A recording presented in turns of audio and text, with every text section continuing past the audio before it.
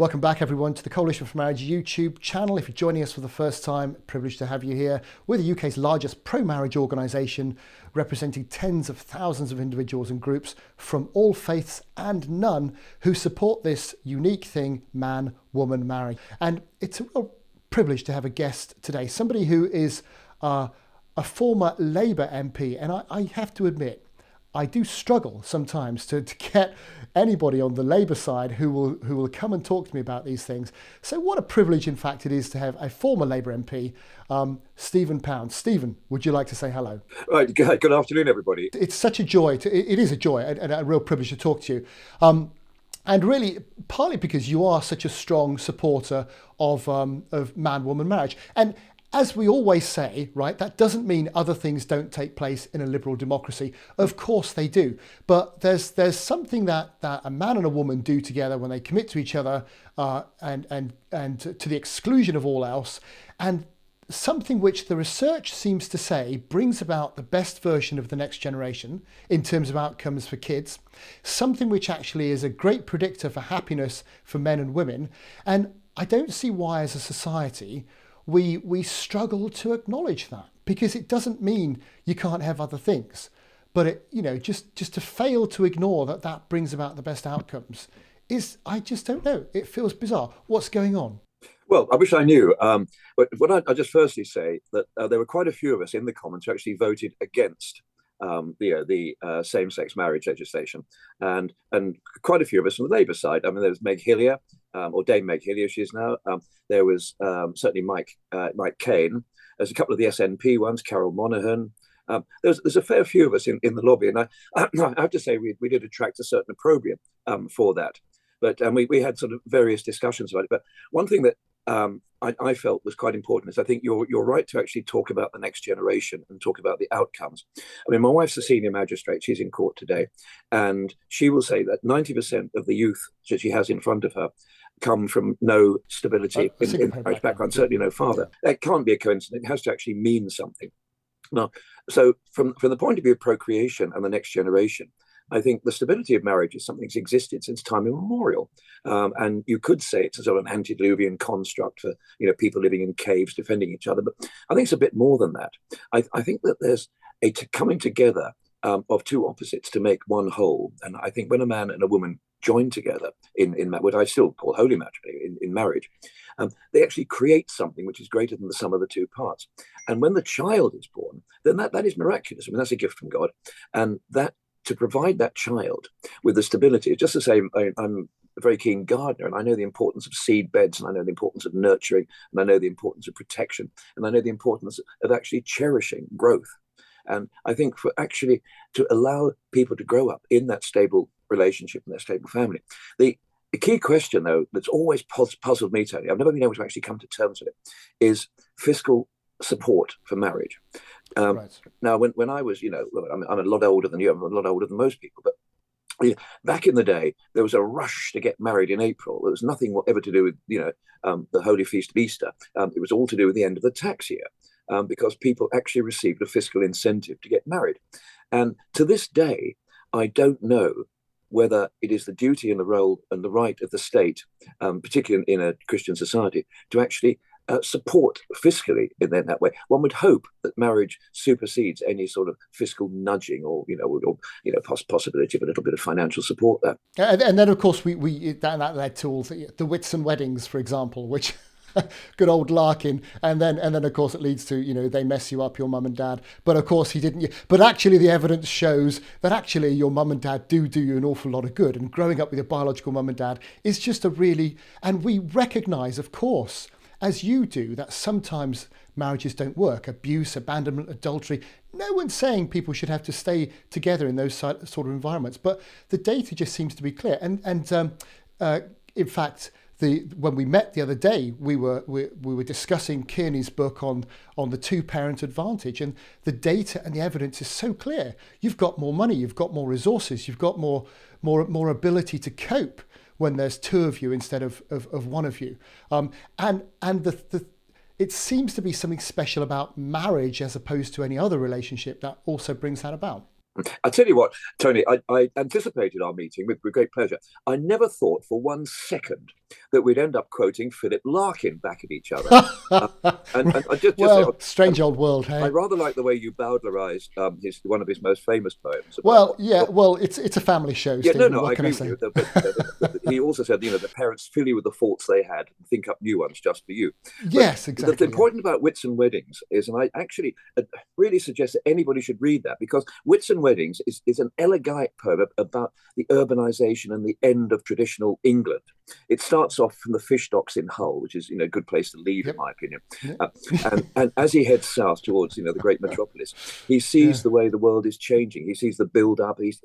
And he sees these weddings taking place on either side of the railway line. And it's a very, very important point. I mean, Philip Larkin was a shocker in many ways. I mean, he was, yes. And he was not blessed, because he had his eyes weren't wide open enough to see his saviour, which is a great sadness. But he didn't. He and Kingsley Amis came out with some quite appalling things. However, Wits and Weddings is an elegy, and it's a beautiful elegiac poem that should actually be recognised. But getting back to what we were supposed to be talking about before we branched off in the direction of the Hull Library, is yes, of course it provides that stability. I don't think that detracts from the value of marriage. I honestly don't. I think that of course they separate, and of course there's no reason why they have to be joined at the hip forever if it turns out to be completely unsustainable, and if it causes pain to the children and pain to each other. But that doesn't detract from marriage. It's like saying that if something goes wrong with the human body, that means the human body is a false construct. Well, the human body isn't a false construct. It may occasionally have cancer, but it is still it represents the attainable perfection in our world. But I think that the other area that slightly confused me was the business about same-sex marriages. I've known a number of same-sex couples who don't feel the need to imitate a church wedding or a Christian or even a religious or a theological wedding, but they live together in great joy and great happiness, and in many cases great holiness. But I don't think that the idea that there's some sort of equality with a religious marriage can somehow be equated with a same-sex marriage is nonsense. I'd just like to see how many mosques would actually bless a same-sex marriage. How many synagogues would, and even the Church of England won't. Yeah. And interestingly, you mentioned kind of news items there. Another news item would be the Labour conference, which has taken place this week at the time of filming. And interesting that Emily Thornberry has come out with plans to kind of give marital rights to cohabiting couples. Now, the stats say cohabiting relationships don't last as long. They don't stay together as long as married couples, and that's not a value judgment. It's just a stat. It's not a moral reckoning. It's just what the stats say. And Emily's response to that is, well, let's give cohabiting couples the same rights as married couples. And just first of all, I wonder what your comments around that might be. Well, I've known Emily for a long, long time. I knew her before she was Lady Nugent. I knew her back when she was a Islington council. Look, this is scrabbling around for a cause, because the minute you mention giving these rights to cohabiting couples, you ask one question. That one question sinks the ship. One question is, how long are a cohabiting couple to cohabit for them to be entitled? Is it a week? Is it a fortnight? Is it 20 years? I'm sorry, cohabiting means anything different. I mean, I've known people who say they're cohabiting with somebody, they moved in on Monday, and I pray for their souls. But I mean, there's plenty of people like that. So it doesn't actually mean anything. I mean, I think if she's talking about civil marriages and civil partnerships, well, we've got it. If you're in a civil marriage or a civil partnership, there is a tax advantage, and you can get names on the passport, and you can, in some cases, you can even get the children christened, if not baptized. So I think that's a straw man there. I don't think that there's a real issue. And I think it's slightly unworthy of Emily, who's quite a skilled, trained lawyer, and she'll be fairly good for forensic brain. I'm surprised that she actually came up with that. Well, again, it sounds good as a headline, doesn't it? But Not when you come down to and you'd have to, presumably you'd have to kind of validate in some way that you were in a cohabiting relationship. I don't know, maybe have an agreement or sign a document that actually, yes, you are in a, oh, hold on, we've already got that. Exactly. so. Say. Yeah. Which is bizarre. Those terrible things in Italy when couples used to get married and they used to have to wave a sheet out of the window to prove that the bride had been a virgin on the night before, and it's that sort of nonsense. you don't really have to prove it in that particular way, because as you rightly say, if we're actually going to go into that box ticking exercise, well, pop down to the register office. It's open most days of the week. Although her instincts, I mean, I get, if again, looking at the Larkin thing, swerving east through rich industrial shadows, you end up in these poverty-stricken lands, and the problem that we've got with the kind of ignoring marriage and thinking you can just do anything and there's no, it's having a dramatic impact on the less well-off in the community, much more than because the Labour MPs that don't want to talk about this are happily married and stay happily married and recognise the benefits that come from that. And indeed, and sadly, on occasions when those marriages don't work out, they've got the money to compensate in other ways for their kids, etc. But the rest, other parts of the community who could well do with the benefits and the stability, those are the ones who are being impacted the most. And those are the ones who are suffering from the rhetoric around these things. Well, we have a phenomenon. I mean, I'm a Londoner, born and bred. I've lived in West London all my life. What we have is a phenomenon here, called the baby father. And in my 22 years as a councillor, 16 years as a councillor and 22 years as an MP, I met countless women who were, I would call them the victims of feckless baby fathers, who were just deadbeat dads, the men had felt that it was somehow an indication of their great, stupendous virility that they should be spraying children around all over the place. And without a second's thought, and the number of poor, sad, tragic lives that I saw wasted by this false perception of virility on some men's part, when men actually thought that it made them better people. And the fact that women seem to put up with it. One thing I hope for from the feminist movement is that women will actually say, well, hang on a second, no, I'm not prepared to be your one night stand and your notch on the bedpost. I really hope that. But just getting back, sorry, I love the way you're quoting Larkin, and it's very, very impressive. I just say for me, that swell, it's beautiful. But for me, the poem that speaks most strongly to me in this present time, when I look at this sort of slightly dystopian society, is Arnold's On Dover Beach. I'm sure you know that. Which the slow melancholy withdrawing roar, and he talks about religion ceasing to be a factor, and with ignorant armies clashing by night. Well, for me, that was written 150 years ago, and we've still got a struggle in our hands if we're actually going to have to hold back that slow melancholic withdrawing roar. You've raised so many interesting aspects there we can pick apart, but the definition thing which you touched on, the fact we often use the example of salt. So salt is sodium and chlorine, and those two molecules or atoms, when they bind together in a molecule, they have a particular function, a particular presence, and that's not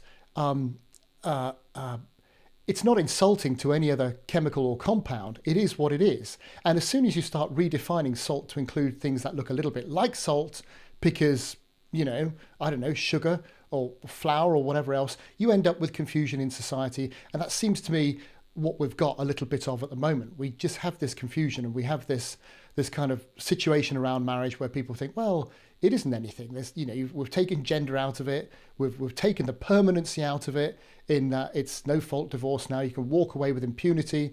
It does, it's no obligation anymore. We've just stripped it of all of its meaning. How do we? What are we? Those of us who think it's worth preserving and in some way and manner restoring, what happens? What do we do? A couple of things. First of all, I'm very supportive of your sodium chloride one, but I would say another one. I would actually say water, H2O, hydrogen and oxygen. Together they are hydrogen, they are oxygen. Together they are the liquid of life.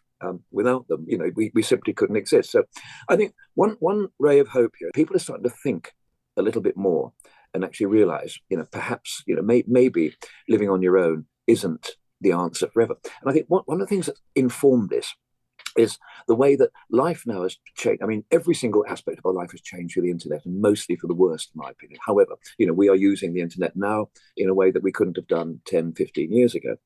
And now people's relationships are now much more predicated on a wider scale, a wider, deeper pool of choice. And I think with that choice, there comes a recognition that actually there should be more to a relationship with an individual than simply just hooking up on a one night stand because your profiles match. Yeah. I mean, you're so right, and you know the idea that women set the price for sex, and men will basically pay if all it takes is a swipe on an app or a drink at a bar, that's all they'll pay. But if it's a lifetime of monogamy, well, I reckon they'll pay that too. There's nothing in life, in my opinion, which has any value if it just comes easy. If you find £50 in the street, that simply does not have the same value as £50 that you've earned. If you grow vegetables on my allotment as I do, that has much more value than if I simply found them in the street. And you've got to make the effort, you've got to make it work, because if one of the curses of the 21st century is instant gratification, the idea that you can't wait for another 5 minutes, it's got to happen now, you've got to get it right this minute, it's got to be a flash burst. And the other thing is that things should come easy, that there's an entitlement that somehow people feel that, maybe because of their sex or their race or their age or their gender or their locality or religion, whatever, they just feel entitled. Well, people have got to realize that nobody's entitled to anything unless you actually work for it. And that is the single most important thing. And I have to say, it's one of the things that actually came out, forgive me for saying so, but at the Labour Party conference, people are actually talking about of work, in not just in terms of Pope Leo and Rerum Novarum, which was my guiding principle when I was a trade union officer, but in terms of what you achieve in life, it's the value. Value is something that is earned. It is not given. And it's like, again, I'm sorry, but you've tapped a seam. The old John Donne issue, she is all states, all princes I, nothing else is. The value that can come from an invested relationship. And marriage is blooming hard. It is blooming hard. But like you say, it almost seems to be the case that anything which is worth having requires an awful lot of work and effort. So the way forward, I mean, how do we, because it's just endemic in society now because it's in the schools. We don't teach, we might teach children that actually, well, you've got to look after your diet, you've got to get exercise, you've got to think about what you eat. Yeah, and that's with no disrespect to people who are overweight. We just recognize that if you want to live long and well, you might want to take care of these things. Yet when it comes down to the even more important aspect of families and the next generation, we can't go there. Well, do you think that fiscal incentives should return? Do you think there should be financial support for the institution of marriage? Well, so there are there are two schools of thoughts there. There's one that says actually the government should have nothing to do with relationships, personal relationships at all. And in terms of, so for example, who likes who at any particular point in time, which is all marriage seems to be from the government's perspective at the moment. Why would the government care about that? There are other people who say, hold on, every government policy has an impact on the family, and therefore every government policy should have a family assessment upon it. So there's those two different schools of thought. And it's clear from countries. So let's, if you look at Hungary, for example, early stages of a project, 10 years through so far, but their fiscal support seems to be incentivizing marriage, disincentivizing divorce, incentivizing more children being born to married couples. So from that point of view, that seems to be having an impact. But they tried the same thing in Japan, and it didn't work at all. I think with Viktor Orban and sort of Fidesz and what they're doing in Hungary, there's also sort of a nationalistic overtone about, and it's slightly reminiscent of some of the 1930s thing about strength through joy and breeding for the future and everything. But it doesn't detract from the fact that you're absolutely correct. Fiscal incentives have actually worked demonstrably, even though there are other factors, particularly in Hungary. So the question is, when you say that there is a school of thought which says the state has no right, and get out, we don't need people in the bedroom. It's not my thought necessarily, but there is that school. No, good. I'm not implying that you're thinking that. But look, I mentioned earlier on that my wife is at the court today, is on the bench in the magistrates' court. Now, every one of those young boys, and they're 15, 16, 17-year-old boys who come up in front of her for knife crime, for drugs, for county gangs, who don't have a father, who don't have a figure, don't have any sort of role figure or father in their lives, they're costing the state. They're costing the state a huge amount of money. If it costs £45,000 to send a boy to Eton, it actually costs more than that to send him to Wandsworth Prison, and probably similar experience for some people, I should imagine. But the reality is, the state is involved. because the state has to actually pick up the pieces from that dystopic, broken society. Therefore, you cannot stand back and say, it's not me, Gov, it's nothing to do with me, because it is something to do with you, which is why I think your question is the most pertinent and most important one that should be painted on signboards up and down the country. What do we do to improve the situation? Firstly, obviously, examples. We've got to have examples. Secondly, maybe fiscal mechanisms might actually work. And thirdly, people like you, people like Calvin, people actually saying, here I am, if I can, I'm not often quoting Martin Luther for fairly obvious reasons, but here I stand, I can do no other.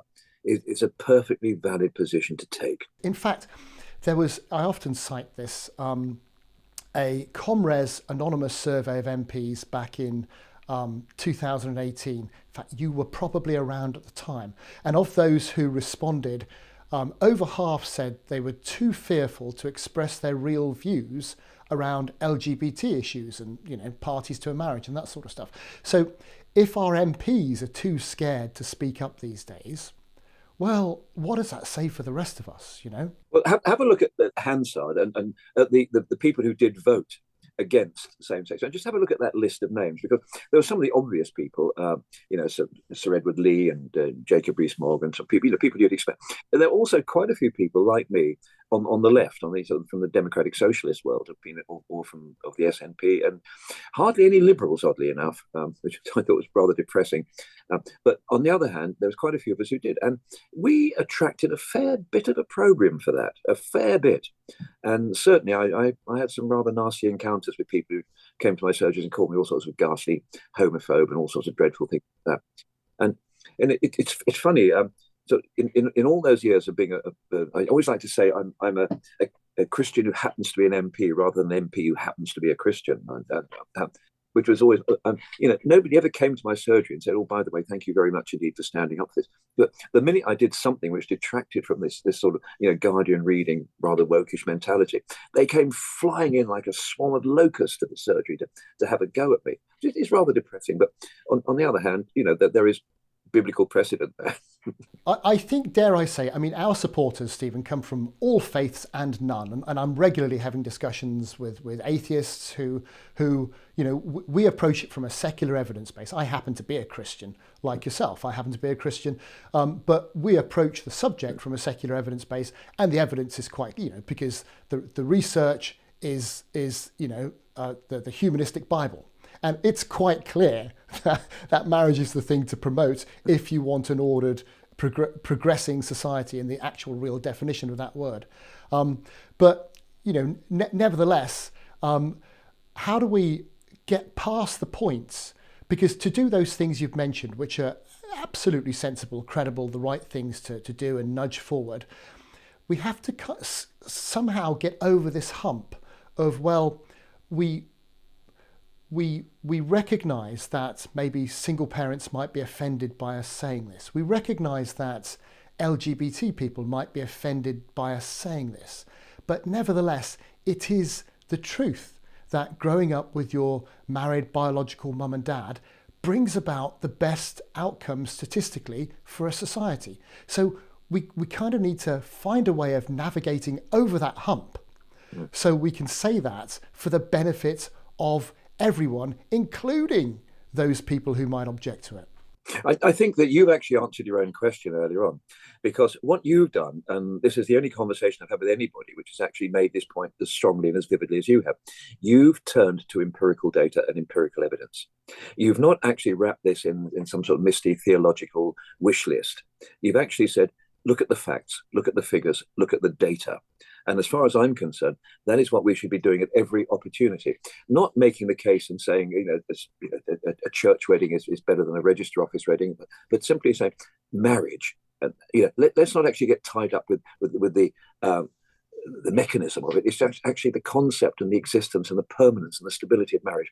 And that's where it's the empirical data that counts. That should be Brzezinski's law. Well, listen, I reckon if you stood again next time, you might stand a chance, rumour has it, of getting in. I'm too old. So, it would be great to have, your voice, your reasoning is sound. Can I just say, in terms of, our appreciation, thank you very much for the way you've voted, the stand you've got. all you do, all you're saying, all your media commentary. Keep up the great work. Stephen Pound, what a privilege to talk to you. Thank you very much indeed, Tony. It's a privilege to speak to you.